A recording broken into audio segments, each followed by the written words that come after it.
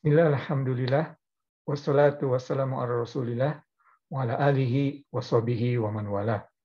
Rabbi srahli sadari wa yasirli amri wahlul uqdatam min lisani yafqahu qawli. Respected elders and beloved brothers and sisters in Indonesian Muslim community in Calgary, Assalamualaikum warahmatullahi wabarakatuh. Let's get back or imagine the 13th year of the Prophet's Risalah. 13 years of his Risalah. There was only 100 people with him. He has only 100 followers in Mecca with him. People of Taif rejected him. People of Mecca rejected him, mocked him. And when a caravan came into Mecca, they would tell the caravan there was a Majnun, the crazy guy, the magician in the city, referring to Prophet Muhammad SAW. After 13 years of hard work and sacrifices, Prophet Noah SAW spent 900 over years, and there were only 100 people with him. Even his children didn't join him, didn't follow him. So that doesn't sound very popular, right? But it is not a popularity show. Allah Subhanahu wa Ta'ala look at the process, look at the effort. The result is with him. And sometimes, and in most cases for the prophets, right, alayhimussalam, the result came after his lifetime. Compared with other prophets, Prophet Muhammad SAW enjoyed successes. But still, the start of the widespread of Islam was during the second caliph. The expansion was during the second caliph, Umar radhiyallahu anhu. But Allah subhanahu wa ta'ala promised him, sallallahu alaihi wasallam, wa rafa'na laka zikra. In the Quran, wa rafa'na laka zikra. We elevated you by your remembrance, right? Zikr, right? So we always remember. And even in Surah Al-Ahzab, Inna Allaha wa malaikatu yusalluna ala nabi. Yeah, so even Allah, the angels, send salawat to him. So it's a process, right? That counted, right? So this was, I mean, we are moving to the end of Surah Yusuf. In this case, the epilogue of the Surah Yusuf, because the story of Prophet Yusuf was completed last week, and at the first number 101. But now from 102 until 111 is the epilogue, right? Inshallah, today we will read verse number 102 until 106 in the Allah. And you would find that Allah Subhanahu wa Ta'ala, first point, mentioned to Prophet Muhammad during these difficult years, right? We mentioned before that Surah Yusuf was revealed during these difficult years to comfort Prophet Muhammad SAW, right? Even Prophet Yusuf experienced hardship. So, not that Prophet Muhammad SAW complained, but just to comfort him, right? That, you know, Allah Subhanahu wa Ta'ala loved Prophet Muhammad, to comfort him, he revealed Surah Yusuf, right? That's first thing. Second thing, that in the epilogue of this Surah Yusuf is the fact of the Quran came from Allah. Allah proved it. So these people of Mecca, right? They are not known for their literature. There were only, during the time of the Prophet Muhammad, there were only less than 100 people knew how to read and write. Only less than 100 people knew how to read and write. There were not Jews. There were not Christians in Mecca. There were Jews in Medina, and there were Christians in in Syria and also in Yemen, but not in Mecca. So how could Prophet Muhammad SAW know the story of Yusuf? It's illogical that he read from literature. He couldn't even read. It's illogical that someone told this story to him, because some of the detail of Surah Yusuf that we read, not even in the Old Testament, not in the literature of Ahlul Kitab. So how could Prophet Muhammad SAW know? Not only know it, he also, knew very detailed and consistently. So this is the miracle of the Quran, and it's a proof that it is from Allah. How could that not be from Allah? All right. So inshallah we will cover verses number 102 until 106 today. Before we start, let's read these verses together, inshallah. A'udzu billahi minasyaitonir rajim. Bismillahirrahmanirrahim. Dzalika min amba'il ghaibi nuhihi ilaik wa ma kunta ladaihim id ajma'u amrahum wa hum yamkurun. Wa ma aktsarun nasi walau harasta bimu'minin. Wa ma tas'aluhum alaihi min ajr in huwa illa dzikrul lil alamin. Wa ka'ayyim min ayatin fis samawati wal ardi yamurruna 'alaiha wa hum anha mu'ridun. Wa ma yu'minu aktsaruhum billahi illa wa hum musyrikun. Shadaqallahul azim. So we will use this translation for the purpose of our lesson today, inshallah. So here, verse number 102, that dzalika, yeah. So grammatically, it is more appropriate to use haza, yeah, this rather than that. But Allah used dzalika, that, because He subhanahu wa ta'ala elevated this story. Dzalika, elevated his story, right? This is from the story. It doesn't sound that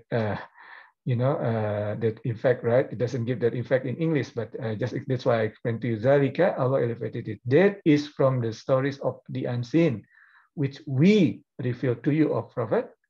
You were not present when they all made up their minds and they plotted against Joseph.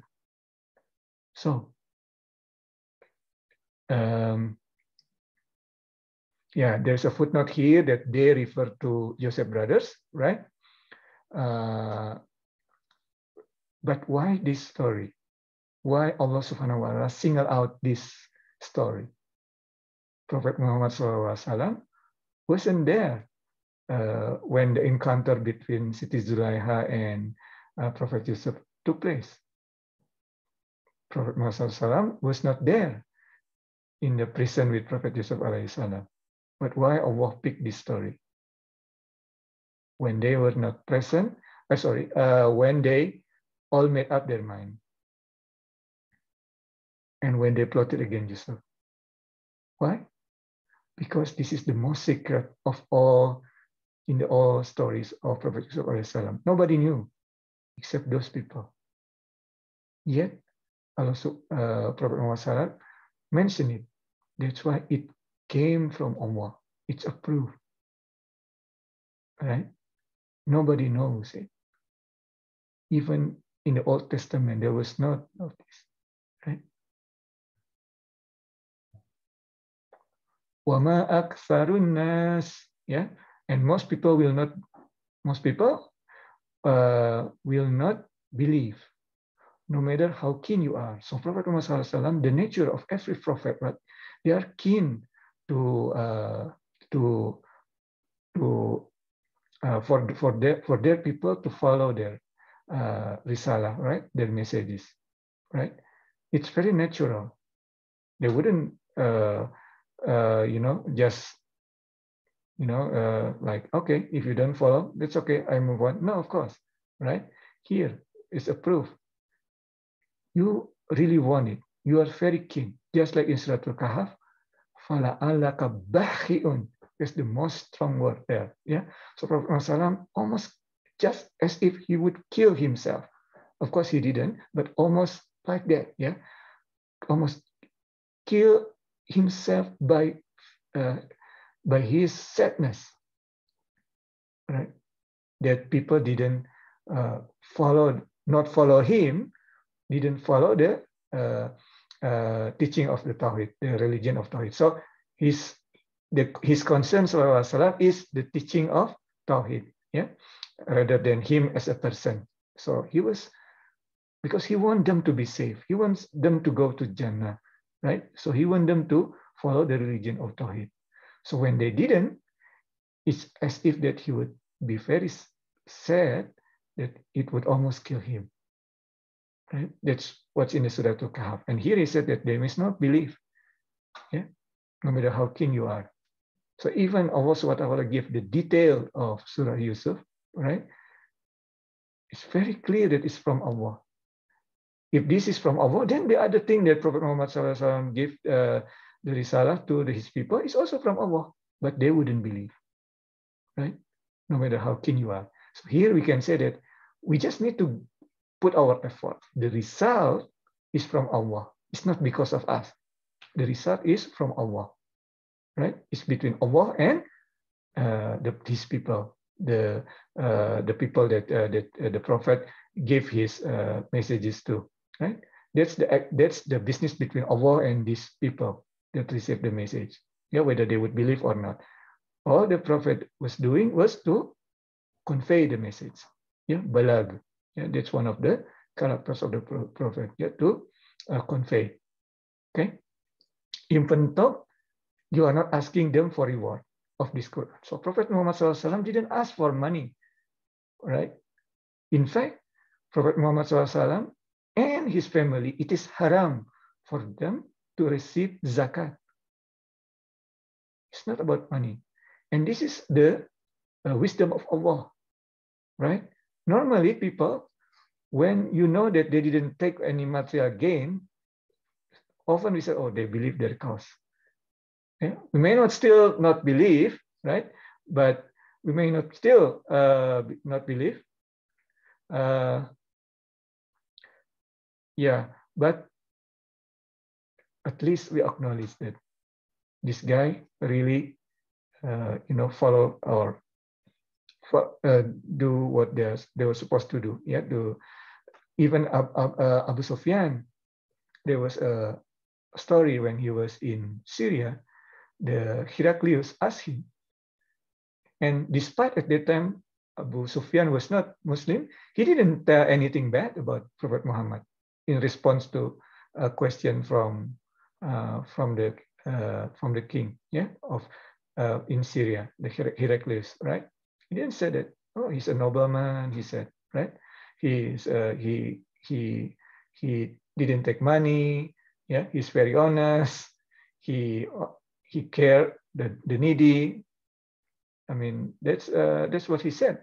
Abu Sufyan, radhiyallahu anhu. He became Muslim later on. That's why we said radhiyallahu anhu. At that point, he was not Muslim, right? So even though you're not asking them for reward or for this Quran, they still wouldn't believe. They may acknowledge, but they still wouldn't believe. It's only a reminder to the whole world. So your task, the Prophet task, is to send a reminder. And this applies to us as well when we when we show the message of Islam to our contemporaries, right, to the people around us, right? Our task is to give them to convey the message. Yeah, of course there are many techniques of how to convey the message, right? We need to do it positively and carefully, yeah. But at the end of the day, no matter how carefully, no matter how positively we convey the message, it's not about our effort that they will follow us. It's the guidance comes directly from Allah to them, right? They decided, right? We can give them the knowledge, just like any knowledge, right? People know that smoking is bad, but still, that person might still be smoking, right? So we only remind them. And then the next verse, how many signs in the heavens and earth would they pass with indifference? Yeah. So at the time of Prophet, and even now, right? There are many already. Yeah, the Nabatian, you know Petra, right, in Jordan, right? That where people carve stone, mountain, right, and live there. These are very, this predated Prophet Muhammad SAW, and they were very advanced people. Even now, we don't know how they do it, right? The people of Egypt who built a pyramid, we don't know how they built it, right? At the time, they're very advanced. The Rome, right? All these, water canal and so on, right? In Tunisia and so on. How they were very, their civilization was so high, yet they're gone because of rejection to the religion of Tawhid, be it Christian or the religion of Moses, right? So how many signs in the heaven and earth do they pass in the France? We go to Petra, let's say, we just took picture and so on and so forth. We didn't take notice, right? And the last verses for today, inshallah, wama yu'min. Yeah, so wama yu'minu. So, and most of them do not believe Allah without associating others with Him in worship. Now, this is very important. This is very important. So, some people, even during the time of Prophet Muhammad, they believe in Allah, right? They believe in Allah. In the Quran, if there were verses that if you ask them who created the heavens and earth, they would say it's Allah, right? But that's what the ayah says. There are times that, or there are many of them that believe in Allah, but also believe in other things. Shirk, yeah, associating others with Allah. And this happened until now. Yeah, you believe in Allah, fine. Yeah. But you also worship money. You also worship popularity. Yeah. You also worship power, leadership. Yeah. Hubuja and huburiasa, right? Love of popularity, love of fame, yeah, and love of leadership, right? So they worship there. And the most dangerous one, worship their ego. Yeah. Wherever their ego, they follow it. It's very dangerous. Yeah, so that's the first point from that last verse that we just read. Yeah, many people worship Allah, but many people doesn't worship Allah except that they worship Him together with other things. May Allah protect us. Yeah, and there's one other point actually, one last point before we close, that Iman is important, but it's about submission to what we believe. That is even more crucial, right?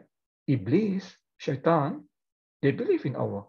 In the Quran, they said that Rabbi, so, oh our Lord, postpone our punishment until end of until the judgment day, right? So Iblis believe in Allah. So don't be just satisfied that we just believe in Allah. We need to submit. That's our religion, Islam, submission. And what do we submit? Our ego. Yeah, we submit it to Allah. Yeah. So we are submitting our ego to Allah. Because otherwise, if we, worship our ego, that's the problem. A lot of problem, if not all, in this world because of ego. Aku liqouli hadza wastaghfiruh innahu huwa ghafurur rahim. Assalamualaikum warahmatullahi wabarakatuh.